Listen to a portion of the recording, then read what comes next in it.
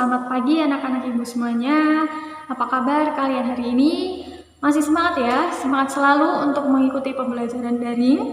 Kembali lagi dengan Ibu Ratna Widiawati di sini dalam mapel PAIBP atau Pendidikan Agama Islam dan Budi Pekerti. Untuk pertemuan kali ini kita akan melanjutkan materi kita.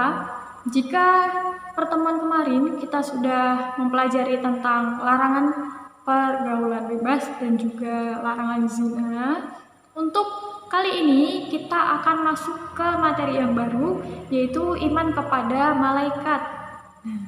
Nanti ada 3 subbab materi yang akan kita bahas: memahami makna beriman kepada malaikat, kemudian mengetahui nama-nama malaikat dan tugas-tugasnya itu apa saja, dan yang terakhir, memahami perilaku yang mencerminkan beriman kepada malaikat Allah.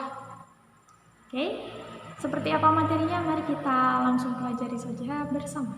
Jadi kita langsung saja masuk ke submateri pertama, yaitu memahami makna beriman kepada malaikat Allah. Rukun iman itu ada berapa? Ada 6 rukun iman yang harus kita imani sebagai seorang muslim atau mukmin.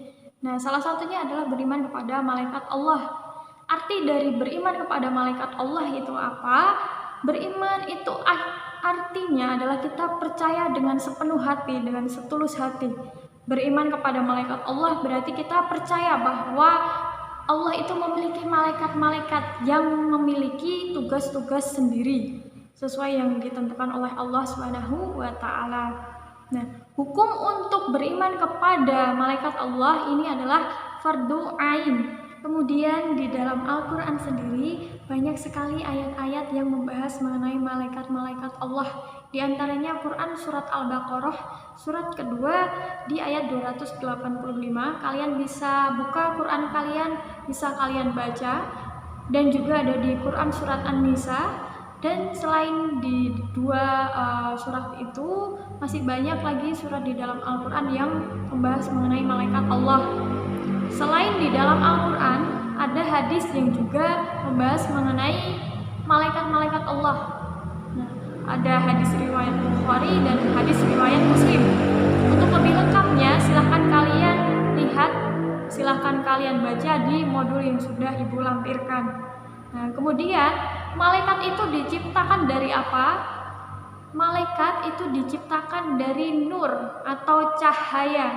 Kemudian, apa bedanya antara malaikat, manusia, dan juga jin, iblis atau setan? Kalau malaikat itu diciptakan untuk selalu taat kepada Allah Ta'ala. Kalau manusia itu ada yang taat, ada yang durhaka pada Allah. Kalau setan atau iblis itu durhaka kepada Allah Ta'ala. Kemudian kalau malaikat tidak memiliki nafsu, manusia memiliki nafsu, begitu juga dengan iblis dan juga setan itu juga memiliki hawa nafsu. Kemudian ada berapa jumlah malaikat?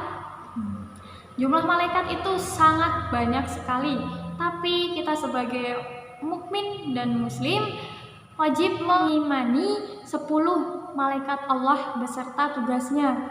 Nah, kemudian siapa saja 10 malaikat Allah ini? Mari kita bahas satu per satu. Yang pertama ada malaikat Jibril. Malaikat Jibril ini bertugas untuk menyampaikan wahyu. Seperti saat dahulu Rasulullah menerima wahyu pertama, itu yang menyampaikan adalah malaikat Jibril. Kemudian yang kedua ada malaikat Mikail. Ini bertugas untuk membagi rezeki dan juga menurunkan hujan. Kemudian yang ketiga ada malaikat Israil. Malaikat Israil itu sering disebut sebagai malaikat pencabut nyawa atau malaikat maut. Tugasnya adalah mencabut nyawa setiap manusia. Kemudian yang keempat ada malaikat Israfil. Nah, malaikat Israfil ini tugasnya adalah meniup sangkakala, trompet sangkakala saat hari kiamat nanti.